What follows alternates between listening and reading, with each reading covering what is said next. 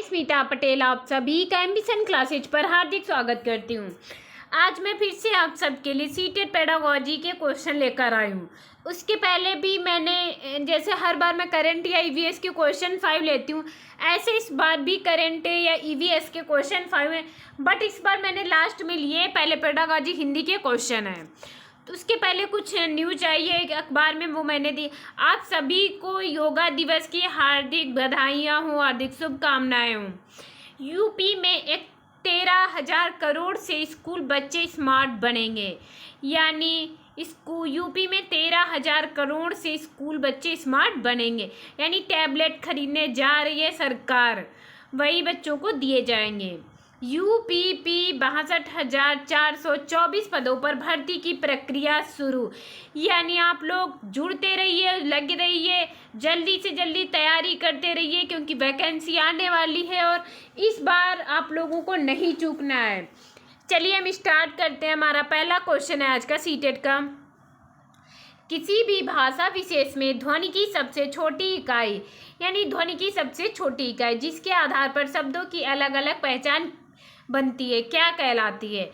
शब्दों की अलग अलग पहचान बनती है तो वह हमारी स्वनिम यानी फोनिम, जिसे ध्वनि ग्राम भी कहते हैं। यानी शब्दों की ध्वनि की सबसे छोटी इकाई कौन सी है? स्वनिम, यानी ध्वनि ग्राम, फोनिम। 3 अक्षर, 3 नाम है इसके। कभी कभी तीनों में से कोई नाम दे सकता है, आप लोग इसे ध्यान से देखते हैं। ये एक क्वेश्चन हमारा जरूर पूछा जाता है, या कम से कम 3-4 बार सीटेट में पूछा जाने वाला क्वेश्चन है। आगे है हमारा, द्वितीय भाषा के अधिगम में क्या शामिल है? यानी द्वितीय भाषा के अधिगम में क्या शामिल है? लक्ष्य भाषा में विभिन्न स्थितियों के प्रति प्रतिक्रिया देना, विभिन्न प्रकार की श्रव्य व लिखित सामग्री का उपयोग करना, अकादमिक रूप से लक्ष्य भाषा में प्रतिक्रिया देना, विशिष्ट स्थितियों में कुछ वाक्यांशों का प्रयोग करना। अब द्वितीय भाषा हमारी कैसी है? जैसे मातृभाषा प्रथम होती है, द्वितीय भाषा हमारी कोई भी हो सकती है, यानी विशिष्ट स्थितियों में भी कुछ वाक्यांशों का हम प्रयोग कर रहे हैं, या हमारी द्वितीय भाषा के अधिगम में शामिल है।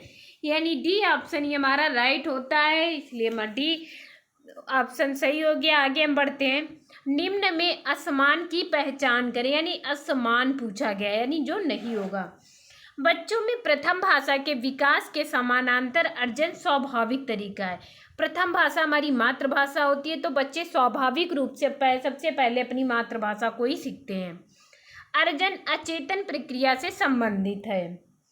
अर्जन भाषिक निपुणता के स्वाभाविक विकास से संबंध रखता है, यानी अर्जन भाषिक निपुणता के स्वाभाविक विकास में से संबंध रखता है। यह हमारा निगेटिव लग रहा है।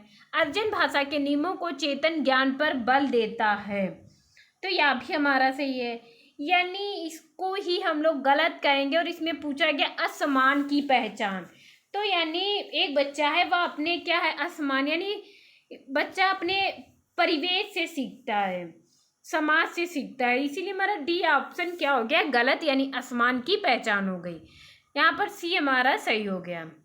चॉम्स्की द्वारा प्रतिपादित भाषा अर्जन उपकरण क्या प्रकार है? यानी चॉम्स्की द्वारा प्रतिपादित भाषा अर्जन उपकरण का क्या प्रकार है?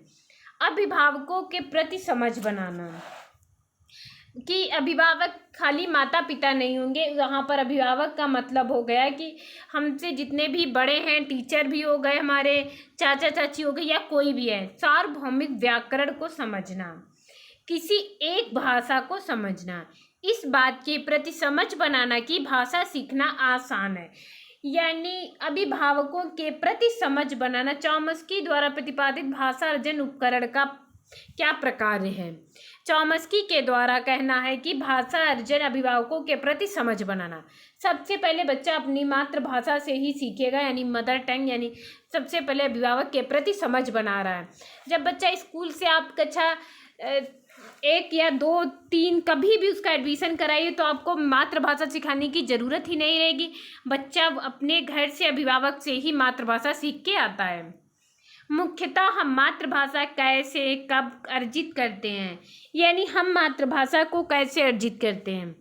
औपचारिक अधिगम स्थितियों में, इसे बोलकर, इसे सुनकर, सबसे पहले छोटा बच्चा होता है तो हम उसके सामने बोलना स्टार्ट कर देते हैं।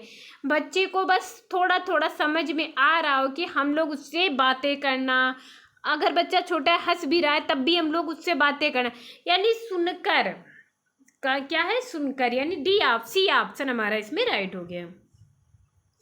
कक्षा में मातृभाषा का इस्तेमाल ना करना किस विधि की चारित्रिक विशेषता है, यानी मातृभाषा का इस्तेमाल ना करना। तो अगर हमारी कक्षा में मातृभाषा का इस्तेमाल नहीं किया जा रहा है तो किस विधि की विशेषता है, यानी द्वितीय भाषा का यूज किया जा रहा है, यानी द्विभाषिकता। यहाँ पर हमारा सी ऑप्शन राइट होता है। आगे हम बढ़ते हैं। स्वर्णिम विज्ञान जागरूकता के 3 चरण कौन कौन से हैं? स्वर्णिम विज्ञान जागरूकता के 3 चरण है हमारे, अक्षर, तुकबंदी और स्वनिम। अक्षर, तुकबंदी, स्वनिम। स्वनिम का अर्थ होता है शब्द का अर्थ, यानी इसे अगर एक वर्ड में कहें शब्दार्थ, शब्दार्थ यानी शब्दों के अर्थ। तो यही हमारा इसमें स्वर्णिम विज्ञान जागरूकता के 3 चरण हो गए, अक्षर, तुकबंदी, स्वनिम। यहाँ पर हमारा सी ऑप्शन राइट हो गया। कौन सी आयु से स्वर्णिम विज्ञान जागरूकता के तीनों स्तर जैसे कि अक्षर, तुकबंदी और स्वनिम विकसित होना शुरू हो जाता है? ये क्वेश्चन आप लोगों को थोड़ा सा घुमा दिया गया है, यानी अगर हम ऐसे कह दें कि 1000 शब्द भंडार कितने वर्ष की आयु में हो जाते हैं, तो आप लोग इसे बता देंगे कि 4 से 5 वर्ष का बालक होगा वह 1000 शब्द भंडार उसके पास होंगे। तो यही बोला गया है कि अक्षर, तुकबंदी और स्वनिम विकसित होना शुरू हो जाते हैं। तो ये स्वनिम यानी शब्दांश, वही शब्दों का अर्थ, अक्षर, तुकबंदी। तो 4 से 5 वर्ष सिर्फ इसमें क्वेश्चन घुमाया गया है। ऐसे ही सीटेट में क्वेश्चन घुमा दिए जाते हैं, इन्हीं पर आप लोगों को ध्यान देना है। यानी यहाँ पर हमारा सी ऑप्शन राइट हो गया। पियाजे के अनुसार भाषा का विकास संज्ञानात्मक विकास के प्रथम चरण के अंत में आरंभ हो जाता है। इसे क्या कहा जाता है? यानी भाषा का विकास संज्ञानात्मक विकास के प्रथम चरण के अंत में आरंभ हो जाता है। तो इसे हम लोग क्या कहेंगे? स्थानिक जागरूकता नहीं, प्रतीकात्मक नहीं, मानस मानचित्र नहीं, वस्तु स्थायित्व। अब जैसे हम बच्चा, छोटा सा बच्चा है, यानी प्रथम चरण के अंत में, तो हम लोग क्या करेंगे? 2 × 2 अगर वो स्कूल में पढ़ के आया कि 4 होता है, उसकी मम्मी ने बताया कि 2 + 2 = 4 भी होता है, तो वो क्या कहेगा? मेरी मैडम सही है, मम्मी को नहीं आ रहा है, मम्मी गलत बता रही है। यानी वस्तु स्थायित्व है, जैसा हम उसको दिखाएंगे उसके दिमाग में वैसी ही इमेज बन जाएगी। हम बता दें कि 4 पहियों वाला हाथी होता है, कुत्ता होता है, तो यानी किसी वस्तु के प्रति, चाहे वो प्लास्टिक का हो चाहे कोई भी हो, उसके दिमाग में क्या है? एक इमेज बनी हुई है कि यह हाथी है, तो ये कहेगा ये हाथी है। यानी 4 पहिए वाले जितने भी होते हैं जानवर, वो सब क्या है? हाथी। तो ऐसे ही बच्चा धीरे धीरे सीखता चला जाता है। यानी सबसे पहले उसमें कौन सी इमेज बनती है? वस्तु स्थायित्व की। डी ऑप्शन हमारा राइट हो गया। निम्नलिखित में से कौन सी भाषा शिक्षा की अवधारणा नहीं है? यानी कौन सी भाषा शिक्षा की अवधारणा नहीं है? ट्रांसलैंग्वेजिंग, बुद्धि, पठन, वैकल्य, भाषा संबंधी विशिष्ट विकार। यहाँ पर हमारा बुद्धि से कोई मतलब नहीं है, बुद्धि का कोई लेना देना नहीं है, इसलिए हमारा बी ऑप्शन यहाँ पर राइट हो गया। अवधारणा नहीं है पूछा गया है, बाकी सभी की सभी हमारी भाषा शिक्षा की अवधारणा है। भाषा शिक्षण के संदर्भ में प्रामाणिकता की अवधारणा किससे संबंधित है? भाषा शिक्षण के संदर्भ में प्रामाणिकता की अवधारणा वास्तविक संप्रेषणात्मक उद्देश्य के प्रति प्रदत्त कार्य। 2 भाषाओं में शब्द सूची, बोली और लिखी गई सामग्री, आरंभिक साक्षरता। यानी आरंभिक साक्षरता, जैसे मैं अपनी ही उसकी बता रही हूँ। मेरे बाबा कभी आज तक स्कूल नहीं गए थे, लेकिन पूरी रामायण हो या हिंदी हो, पेपर पूरा उनको दे दो, आप कहीं से भी पूछ लो, पूरी हिंदी रामायण वगैरह पढ़ते रहते। क्या है ये?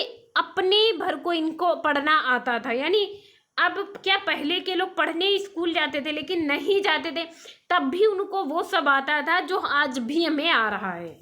अब नाप तौल है, कभी स्कूल नहीं गए, कभी नहीं पता है, लेकिन वो आप लोगों को नाप तौल के हर चीज़ दे देंगे। यानी आरंभिक साक्षरता, पहले की साक्षरता। यहाँ पर हमारा डी ऑप्शन राइट हो गया।